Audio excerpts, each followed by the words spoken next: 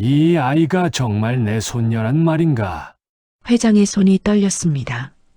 오래된 서류 위에는 23년 전 잃어버린 아기의 기록이 있었고 골목에서 군고구마를 파는 여대생의 사진이 놓여 있었습니다. 10살 서준이 할아버지를 올려다봤습니다.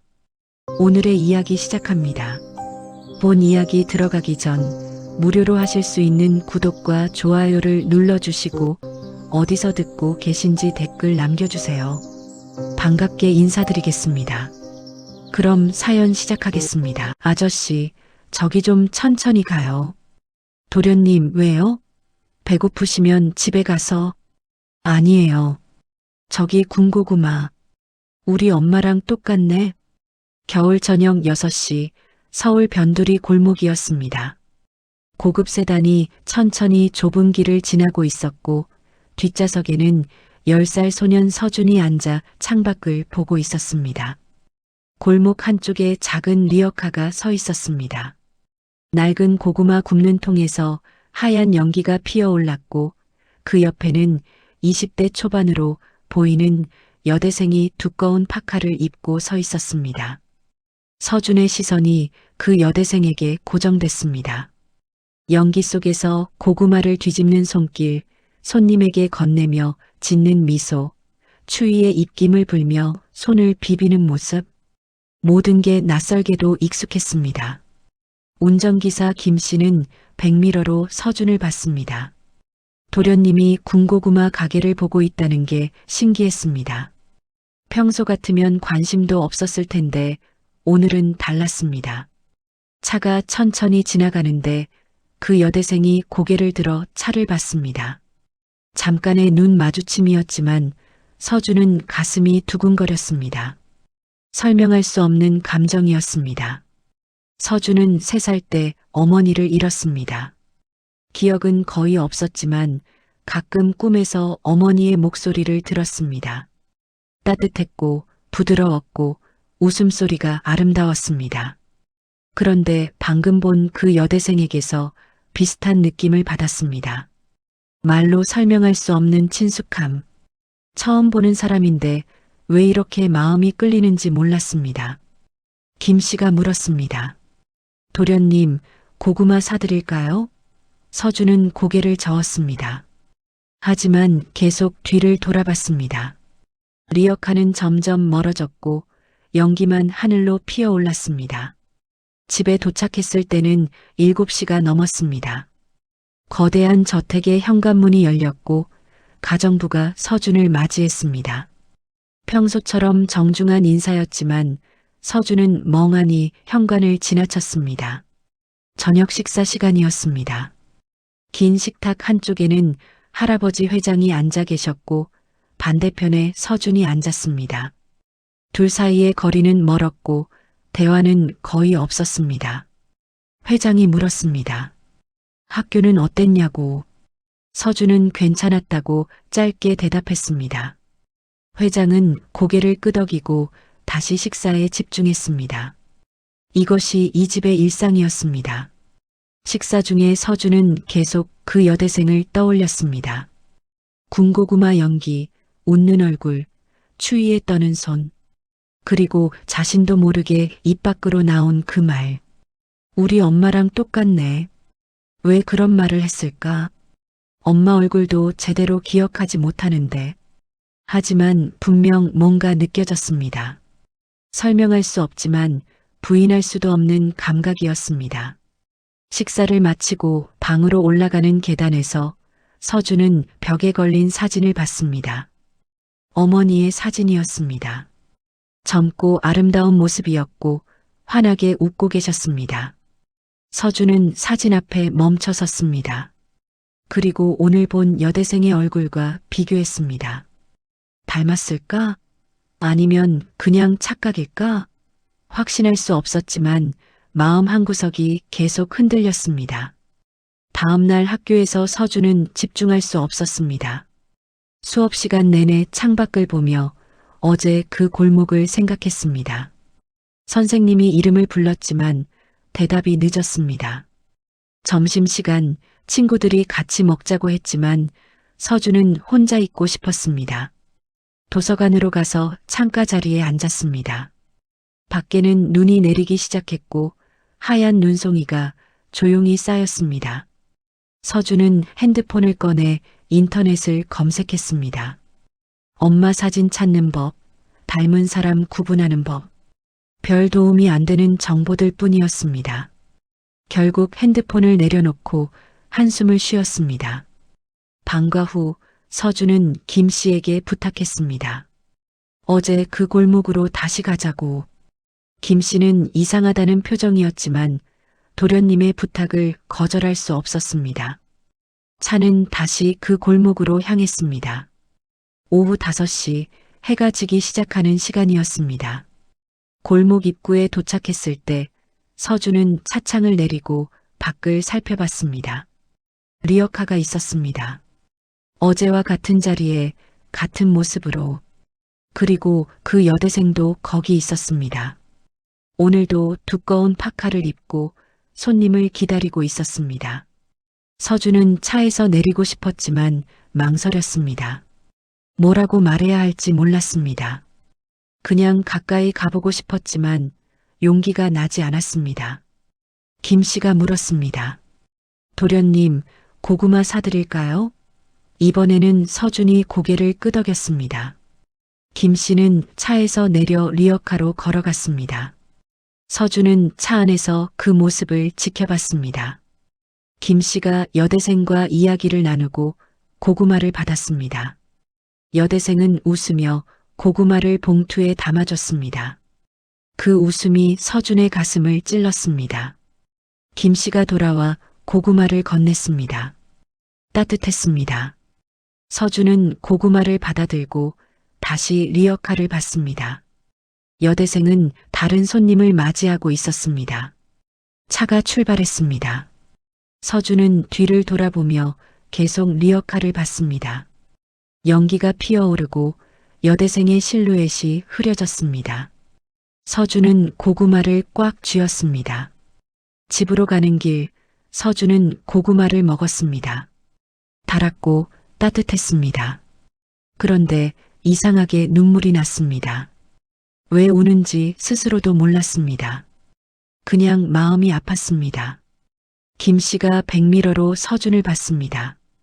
도련님이 우는 걸 처음 봤습니다. 뭐라고 위로해야 할지 몰라 그냥 조용히 운전했습니다. 집에 도착해 방으로 올라간 서준은 책상 서랍을 열었습니다. 어머니의 작은 사진이 들어 있었습니다. 유일하게 서준이 가지고 있는 개인 사진이었습니다. 사진 속 어머니는 20대 초반으로 보였습니다. 머리 모양, 웃는 모습, 눈매. 서준은 오늘 본 여대생과 비교했습니다. 닮았을까? 아니면 착각일까? 확신할 수 없었지만 한 가지는 확실했습니다. 주말 아침 서준은 할아버지를 찾아갔습니다. 회장은 서재에서 신문을 읽고 계셨고 서준이 문을 두드리자 들어오라고 했습니다. 서준은 조심스럽게 물었습니다. 할아버지, 엄마 사진 더 없어요? 회장은 신문을 내려놓고 서준을 봤습니다. 왜 갑자기 그러냐고 물었습니다. 서준은 대답하지 못했습니다. 군고구마 파는 언니가 엄마 닮았다고 말할 수 없었습니다. 너무 황당한 이야기였고 할아버지가 믿지 않을 게 뻔했습니다. 회장은 한참을 서준을 보다가 서재 서랍을 열었습니다. 오래된 앨범 한 권을 꺼내 서준에게 건넸습니다. 여기 있다고 조심히 보라고 말했습니다. 서준은 앨범을 받아 소파에 앉았습니다. 천천히 페이지를 넘겼습니다. 어머니의 어린 시절, 학창 시절, 결혼식, 그리고 서준을 안고 있는 모습, 모든 순간이 담겨 있었습니다. 한 장의 사진 앞에서 서준은 멈췄습니다. 어머니가 대학생 때 찍은 사진이었습니다. 캠퍼스 벤치에 앉아 웃고 있는 모습이었는데 그 표정이 군고구마 파는 여대생과 너무 닮았습니다. 서준의 손이 떨렸습니다. 단순한 착각이 아니었습니다. 정말로 닮았습니다. 웃는 모습, 눈매, 얼굴형. 모든 게 비슷했습니다. 회장이 물었습니다. 뭐가 그렇게 신기하냐고. 서준은 앨범을 덮고 고개를 저었습니다. 아무것도 아니라고, 그냥 엄마가 보고 싶었다고 대답했습니다. 회장은 서준의 머리를 쓰다듬으며 말했습니다. 엄마는 하늘에서 너를 지켜보고 계실 거라고. 서준은 고개를 끄덕였지만 마음속으로는 다른 생각을 하고 있었습니다. 서재를 나와 복도를 걷는데 가정부 이 씨가 서준을 불렀습니다. 도련님, 괜찮으세요? 얼굴이 안 좋아 보인다며 걱정했습니다. 서준은 괜찮다고 했지만 실은 괜찮지 않았습니다. 머릿속이 복잡했고 가슴이 답답했습니다. 뭔가 중요한 걸 놓치고 있는 것 같은 느낌이었습니다. 오후에 서준은 혼자 정원을 걸었습니다. 겨울 정원은 조용했고 나뭇가지에는 눈이 쌓여 있었습니다. 서준은 벤치에 앉아 하늘을 올려다봤습니다. 엄마는 정말 하늘에만 있을까? 혹시 어딘가 살아계시는 건 아닐까? 아니, 그건 말이 안 됩니다. 할아버지도 김 씨도 모든 어른들이 엄마는 돌아가셨다고 했습니다. 그런데 왜 이렇게 마음이 불안할까? 왜 그 여대생이 자꾸 생각날까? 왜 군고구마 연기가 자꾸 꿈에 나올까? 저녁 식사 시간 서준은 할아버지에게 조심스럽게 물었습니다. 할아버지, 혹시 엄마가 다른 가족이 있었어요? 회장은 포크를 내려놓고 서준을 봤습니다. 무슨 뜻이냐고 물었습니다. 서준은 입술을 깨물었습니다. 그냥 형제자매 같은 거요. 회장은 고개를 저었습니다. 없다고, 엄마는 외동딸이었다고 말했습니다. 서준은 더 이상 묻지 못했습니다. 회장의 표정이 굳어졌고 더 이상 이야기하고 싶지 않다는 게 느껴졌습니다. 식사를 마치고 방으로 돌아온 서준은 결심했습니다. 월요일 방과 후 서준은 김 씨에게 다시 부탁했습니다. 그 골목으로 가자고. 김 씨는 이번에는 물었습니다. 도련님, 왜 자꾸 그 골목에 가시려고 해요? 서준은 솔직하게 대답했습니다. 군고구마 언니가 엄마 닮은 것 같아서요. 김 씨는 놀란 표정이었습니다. 잠시 말이 없다가 조심스럽게 말했습니다. 도련님, 그건 그냥 우연일 거예요. 세상에는 비슷하게 생긴 사람이 많으니까요. 서준은 고개를 끄덕였지만 포기하지 않았습니다. 차는 다시 그 골목으로 향했습니다. 이번에는 서준이 직접 차에서 내렸습니다. 김 씨가 따라 내리려 했지만 서준은 혼자 가겠다고 했습니다. 리어카 앞에 섰을 때 여대생이 서준을 봤습니다. 웃으며 인사했습니다. 어서 오세요. 고구마 사실 거예요? 목소리는 밝았고 친절했습니다. 서준은 고개를 끄덕였습니다.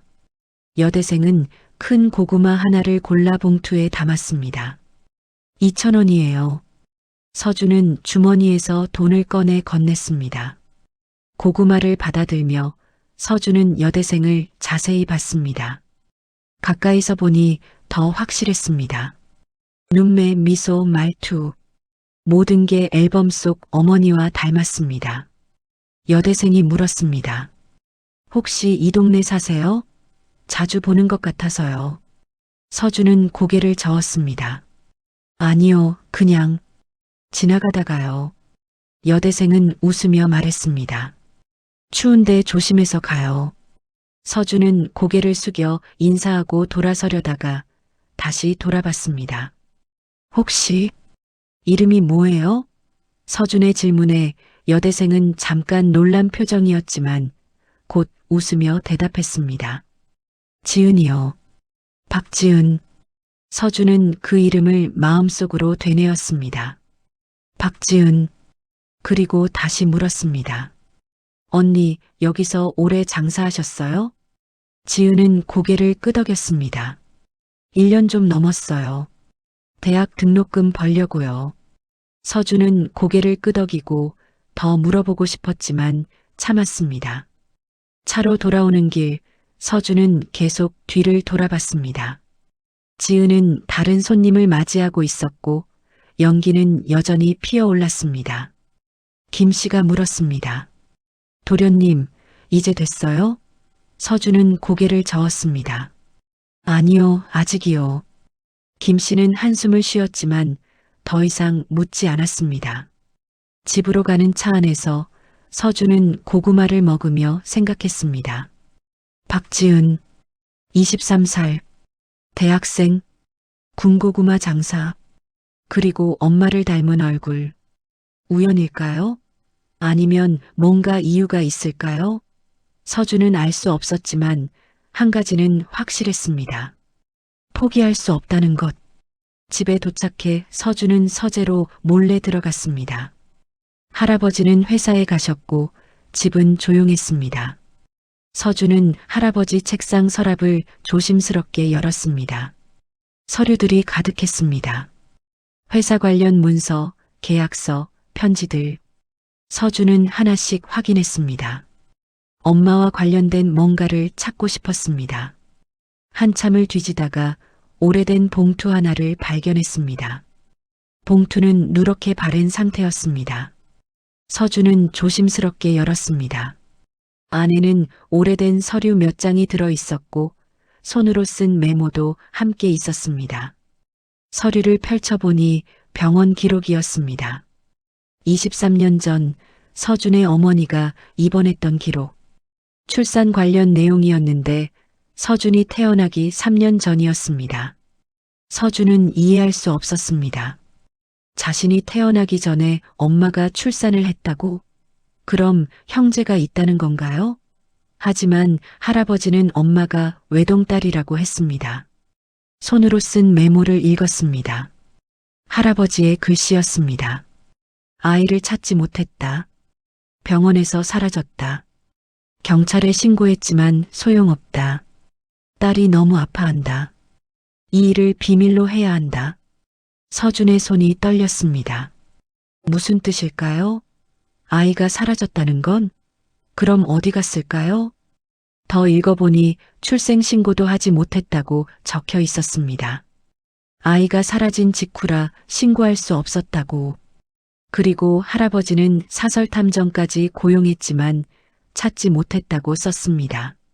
마지막 메모에는 이렇게 적혀 있었습니다. 딸은 이 일로 너무 힘들어한다. 다시는 이 이야기를 꺼내지 말자. 아이는 없었던 것으로 하자. 서준은 충격을 받았습니다. 엄마에게 다른 아이가 있었다는 것. 그 아이를 잃어버렸다는 것. 그리고 그 일을 비밀로 했다는 것. 그럼 혹시 그 아이가 지금 어딘가 살아있는 건 아닐까요? 혹시 박지은 언니가? 서준은 서류를 다시 봉투에 넣었습니다. 손이 떨렸고 가슴이 빠르게 뛰었습니다. 뭔가 큰 비밀을 알아버린 것 같았습니다. 서재 문이 열리는 소리가 들렸습니다. 서준은 황급히 봉투를 서랍에 넣고 책상에서 물러났습니다. 가정부 이 씨가 들어왔습니다. 도련님, 여기 계셨어요? 저녁 준비됐어요. 서준은 고개를 끄덕이고 서재를 나왔습니다. 다리가 후들거렸지만 애써 태어난 척했습니다. 저녁 식사 시간, 서준은 할아버지를 보며 물었습니다. 할아버지, 엄마는 행복하셨어요? 회장은 포크를 들고 있다가 서준을 봤습니다. 왜 갑자기 그런 걸 묻니? 서준은 대답하지 못했습니다. 그냥 궁금해서요. 회장은 한참을 서준을 보다가 말했습니다. 내 엄마는 힘든 시간도 있었지만 너를 낳고 나서는 정말 행복해했어. 너 때문에 웃고 너 때문에 살았지. 서준은 고개를 끄덕였지만 속으로는 생각했습니다. 다음 날 방과 후 서준은 다시 그 골목으로 향했습니다. 이번에는 김 씨에게 말하지 않고 혼자 버스를 탔습니다. 학교 교복을 입은 채로 가방을 메고 버스 뒷자리에 앉았습니다. 30분쯤 걸려 골목 입구에 도착했습니다. 해가 지기 시작하는 시간이었고 거리에는 퇴근하는 사람들로 붐볐습니다. 서준은 리어카가 있는 곳으로 천천히 걸어갔습니다. 지은은 오늘도 그곳에 있었습니다. 추운 날씨에도 밝은 표정으로 손님을 맞이하고 있었습니다. 서준이 다가가자 지은이 알아보고 웃었습니다. 또 왔네. 고구마 좋아하나 봐. 서준은 고개를 끄덕이며 2,000원을 내밀었습니다. 지은은 고구마를 골라 봉투에 담으며 물었습니다. 학교 끝나고 왔어? 집은 멀어? 서준은 조금 멀다고 대답했습니다. 지은은 걱정스러운 표정을 지었습니다. 어두워지기 전에 집에 가야지. 부모님 걱정하시겠다. 서준은 잠시 망설이다가 물었습니다. 언니는 부모님 계세요? 지은의 표정이 잠깐 굳었습니다. 하지만 곧 다시 웃으며 대답했습니다. 하늘에 계셔. 어렸을 때 돌아가셨어. 서준은 가슴이 철렁했습니다. 그럼 혼자 사세요? 지은은 고개를 끄덕였습니다. 친척 집에서 좀 있다가 대학 들어가면서 자취 시작했어. 힘들지만 괜찮아. 이렇게 일하면서 공부하면 되니까. 서준은 더 물어보고 싶었습니다. 어렸을 때 기억나는 거 있어요? 어디서 태어났어요? 하지만 참았습니다. 너무 많이 물으면 이상하게 생각할 것 같았습니다. 고구마를 받아들고 돌아서는데 지은이 불렀습니다. 야, 꼬마. 이름이 뭐야? 서준은 돌아봤습니다. 서준이요. 강서준. 지은은 고개를 끄덕이며 웃었습니다. 서준이구나. 자주 오네. 단골 손님 생긴 것 같아. 고맙다, 서준아. 서준은 어색하게 웃으며 손을 흔들고 버스 정류장으로 걸어갔습니다. 뒤를 돌아보니 지은이 다른 손님을 맞이하고 있었습니다. 연기가 하늘로 피어올랐습니다. 버스를 기다리며 서준은 생각했습니다. 부모님이 어렸을 때 돌아가셨다고 했습니다. 그럼 고아원이나 친척 집에서 자랐다는 건가요? 집에 도착했을 때는 7시가 넘었습니다. 김 씨가 현관에서 기다리고 있었고 서준을 보자 안도의 한숨을 쉬었습니다. 도련님, 어디 갔었어요? 걱정했잖아요. 서준은 미안하다고 말하고 안으로 들어갔습니다. 회장은 서재에 계셨고 서준이 늦게 들어온 걸 알고 불렀습니다. 서준, 어디 갔었니? 서준은 친구 집에 갔다 왔다고 거짓말했습니다. 회장은 의심스러운 표정이었지만 더 이상 묻지 않았습니다. 밤에 서준은 침대에 누워 천장을 봤습니다. 머릿속이 복잡했습니다. 어제 본 서류, 오늘 들은 지은의 이야기, 모든 게 맞아떨어지는 것 같았습니다. 지은 언니가 혹시 엄마가 잃어버린 아이일까요? 나이도 많고 부모도 없고 혼자 자랐다고 했습니다. 그럼 정말로 내 이모일 수도 있는 건가요? 서준은 결심했습니다. 확실하게 알아봐야 한다고. 더 이상 추측만 할 수는 없다고. 내일 다시 할아버지 서재에 가서 더 많은 정보를 찾아보기로 했습니다. 다음 날 아침 할아버지가 회사에 가시고 집이 조용해지자 서준은 서재로 향했습니다. 문을 조심스럽게 열고 들어가 책상 서랍을 열었습니다. 어제 본 봉투를 다시 꺼냈습니다. 서류를 꼼꼼히 읽어봤습니다. 병원 이름, 날짜, 의사 이름, 모든 정보를 메모했습니다. 그리고 다른 서랍도 뒤져봤습니다. 오래된 파일 하나를 발견했는데 사설탐정 보고서라고 적혀 있었습니다. 서준은 숨을 죽이고 파일을 열었습니다. 보고서에는 탐정이 조사한 내용이 상세히 적혀 있었습니다. 병원에서 아이가 사라진 날의 기록, 목격자 진술, 경찰 조사 내용, 그리고 마지막 페이지에는 이렇게 적혀 있었습니다. 병원 화재 당시 혼란 속에서 아이의 행방을 알 수 없게 됨. 여러 경로로 수소문했으나 찾을 수 없었음. 서준의 손이 떨렸습니다. 화재라니. 그때 혼란 속에서 아이를 잃어버렸다는 건가요? 더 읽어보니 탐정은 여러 고아원과 입양기관을 조사했다고 했습니다. 하지만 출생신고가 안 된 아이라서 추적이 불가능했다고, 결국 조사는 중단됐다고 적혀 있었습니다. 서준은 파일을 덮고 깊게 숨을 들이마셨습니다. 이제 확신이 들었습니다. 지은 언니가 그 아이일 가능성이 높다고. 그럼 어떻게 해야 할까요? 할아버지에게 말해야 할까요? 아니면 먼저 더 확실한 증거를 찾아야 할까요? 서준은 고민했습니다. 그날 저녁 서준은 결심했습니다. 할아버지께 말씀드리기로. 더 이상 혼자 고민할 수 없었고 어른의 도움이 필요했습니다. 저녁 식사 시간 서준은 포크를 내려놓고 할아버지를 봤습니다. 회장은 서준의 진지한 표정을 보고 무슨 일이냐고 물었습니다. 할아버지, 제가 발견한 게 있어요. 서준은 조심스럽게 말문을 열었습니다. 회장의 표정이 굳어졌습니다.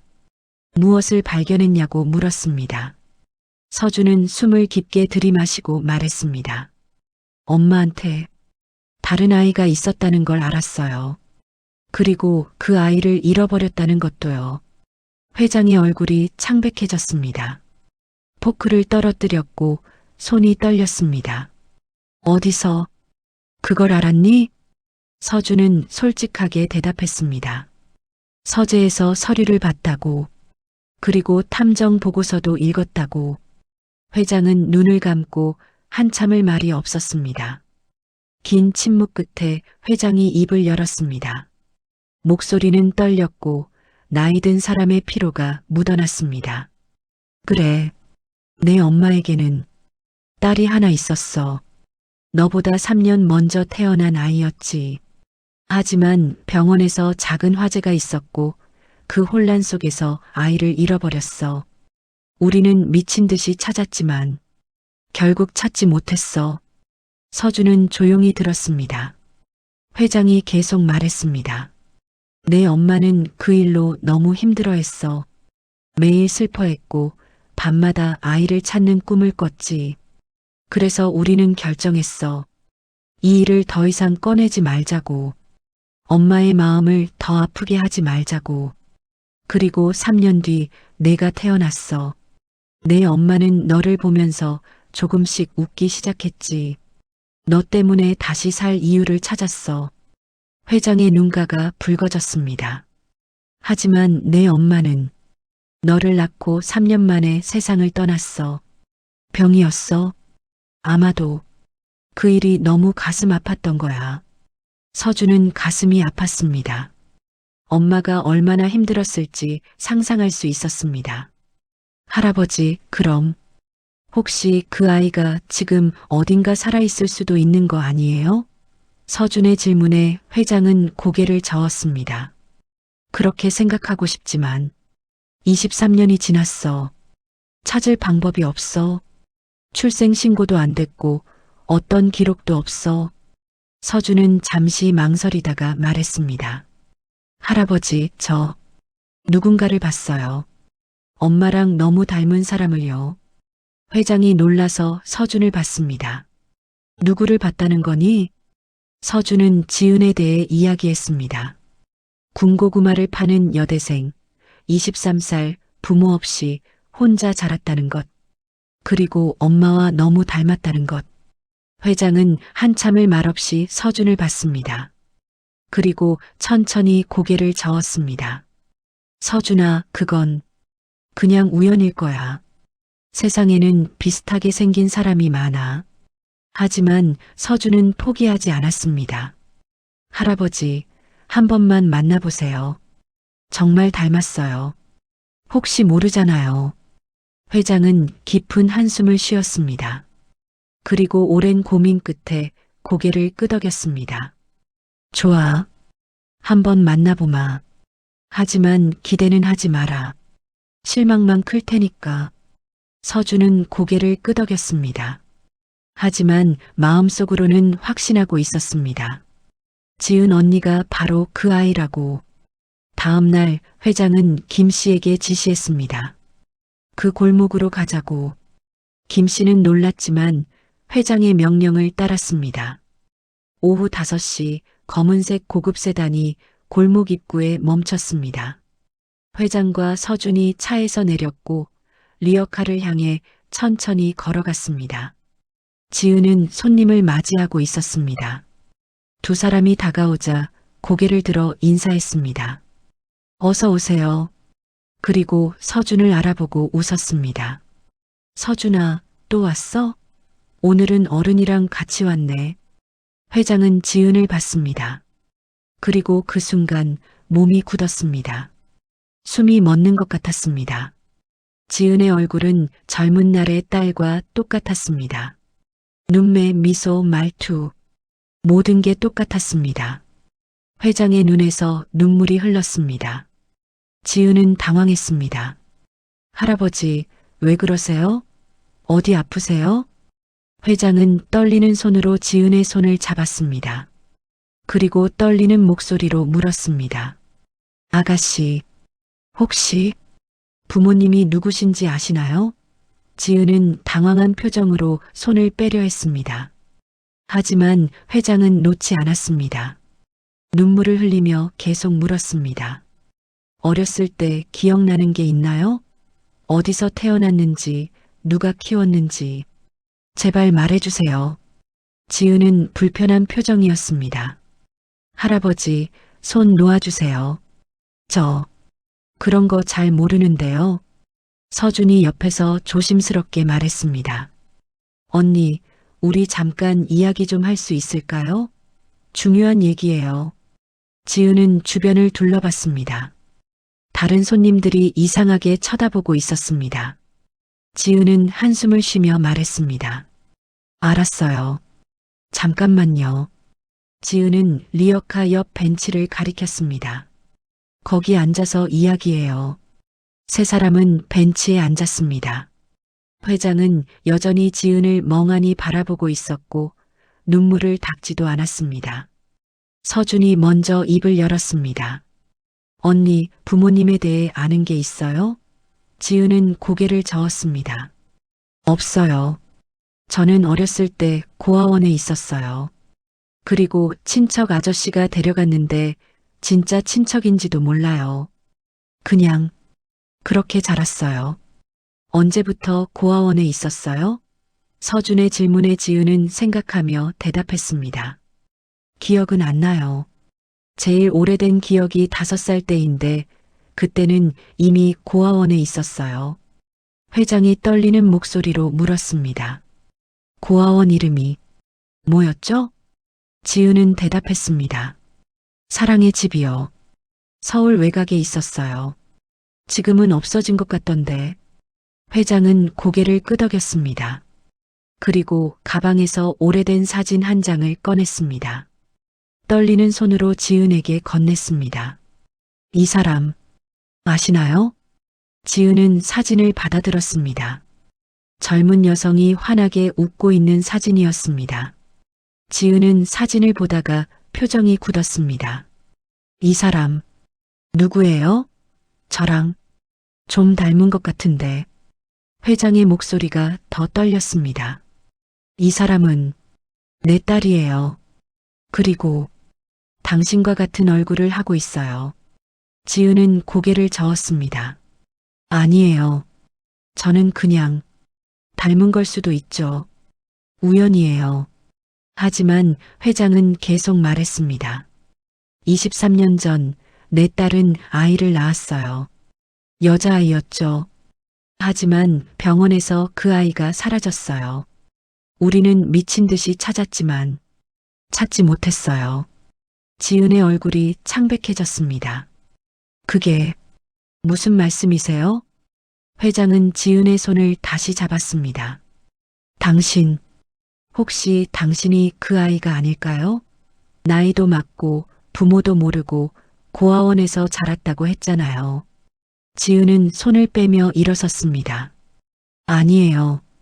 저는 그냥 가난한 대학생이에요. 재벌 집안 사람이 아니에요.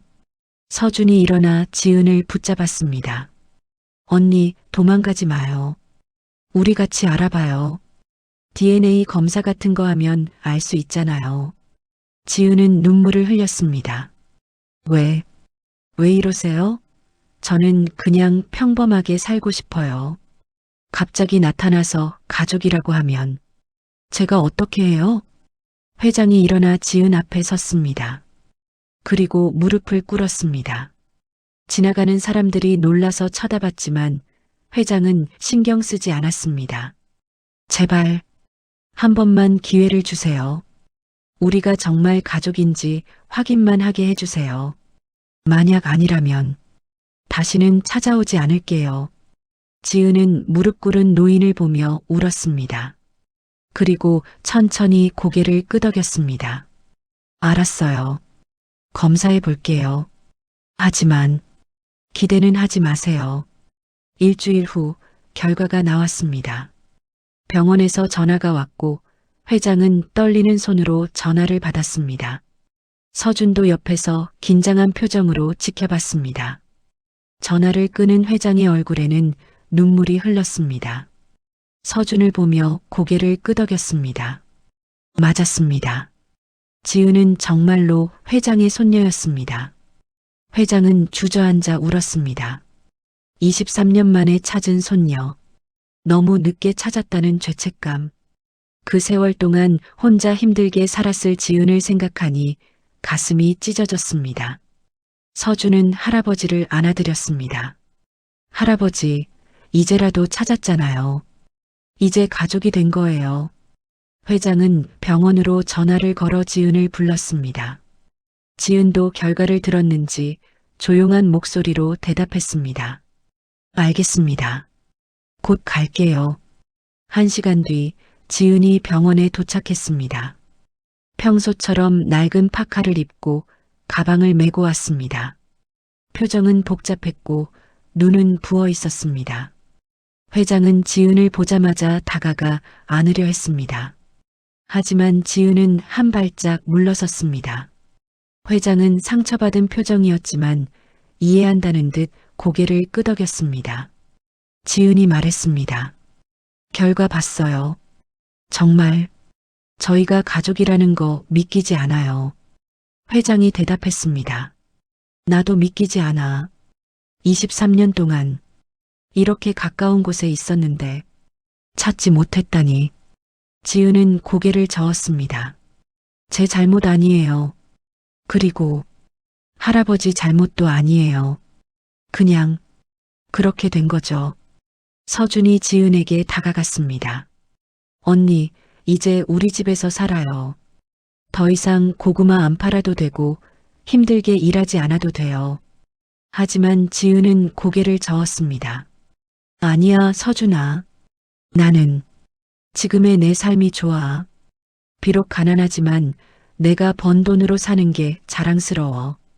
회장이 말했습니다.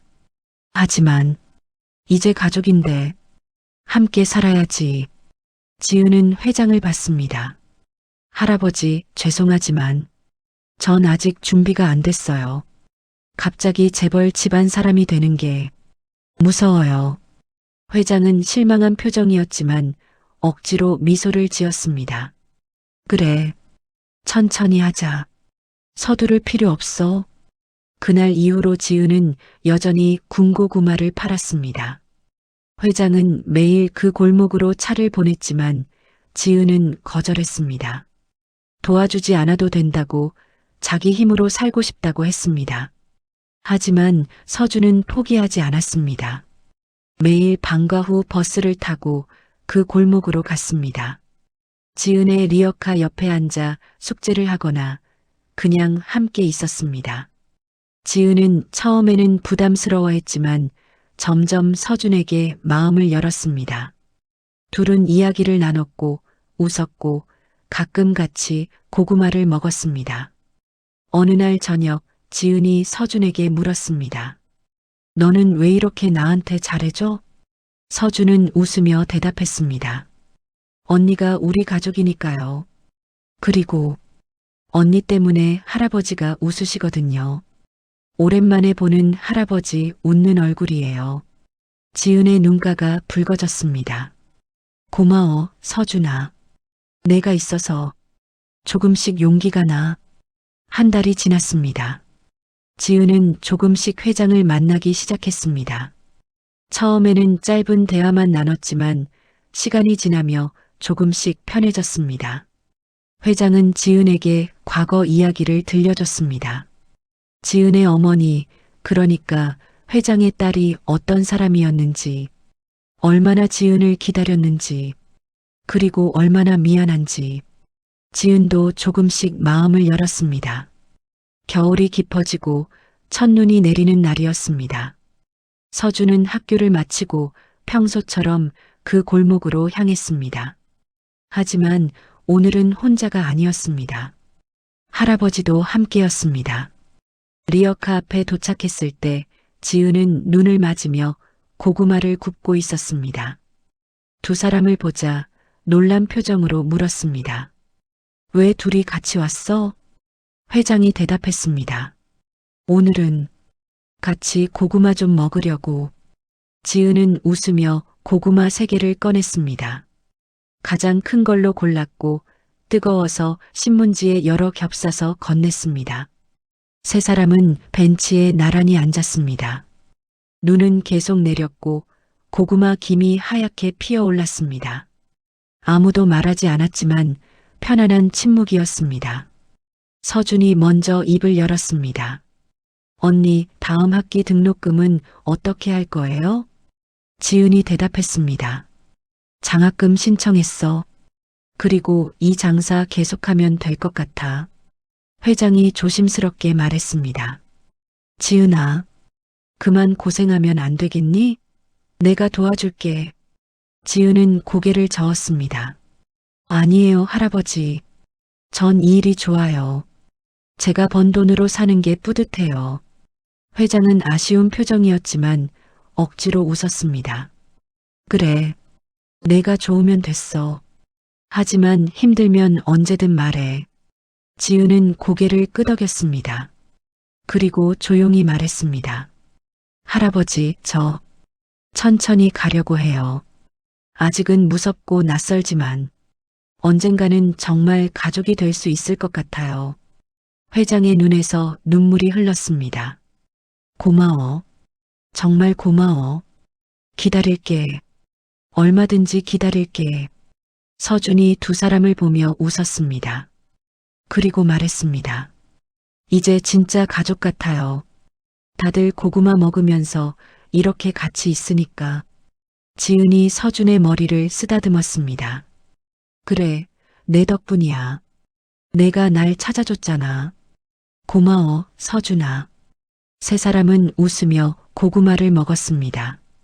눈은 계속 내렸고 리어카에서 피어오르는 연기는 하늘로 올라갔습니다. 골목은 따뜻했고 세 사람의 마음도 따뜻했습니다. 며칠 뒤 지은은 회장에게 부탁했습니다. 엄마 무덤에 가보고 싶다고. 회장은 고개를 끄덕이고 다음 주말 함께 가기로 했습니다. 주말 세 사람은 차를 타고 교회로 향했습니다. 조용한 공원묘지였고 잘 관리된 묘역이 펼쳐져 있었습니다. 지은의 어머니 묘 앞에 섰을 때 지은은 한참을 말없이 비석을 바라봤습니다. 회장과 서준은 조금 떨어져서 기다렸습니다. 지은은 무릎을 꿇고 비석 앞에 앉았습니다. 그리고 조용히 말했습니다. 엄마, 저예요. 지은이에요. 이제야 찾아왔어요. 눈물이 흘렀습니다. 오래 참았던 감정이 터져나왔습니다. 엄마, 미안해요. 이렇게 오래 걸렸어요. 저도 엄마를 찾고 싶었는데 방법을 몰랐어요. 회장도 무릎을 꿇고 딸의 묘 앞에 절을 했습니다. 그리고 말했습니다. 딸아, 아빠가 지은이를 찾았어. 내가 그렇게 찾던 아이를 찾았어. 이제 편히 쉬어도 돼. 서준도 다가가 절을 했습니다. 엄마, 저예요. 서준이에요. 이제 우리 가족이 다 모였어요. 걱정하지 마세요. 세 사람은 한참을 묘 앞에 있었습니다. 말은 없었지만 모두의 마음은 같았습니다. 이제 정말 가족이 됐다는 것, 그리고 함께 앞으로 나아가겠다는 것. 돌아오는 차 안에서 지은이 조심스럽게 말했습니다. 할아버지, 저 다음 학기부터는 집에서 살아볼게요. 회장은 놀라서 지은을 봤습니다. 정말이니? 지은은 고개를 끄덕였습니다. 네. 아직 많이 어색하지만 노력해 볼게요. 진짜 가족이 되도록. 서준이 환호했습니다. 와, 언니가 우리 집에 온다. 회장도 웃었습니다. 오랜만에 보는 진심 어린 웃음이었습니다. 그날 밤 저택에는 오랜만에 웃음소리가 가득했습니다. 지은은 자신의 방을 배정받았고 서준은 옆방이라며 좋아했습니다.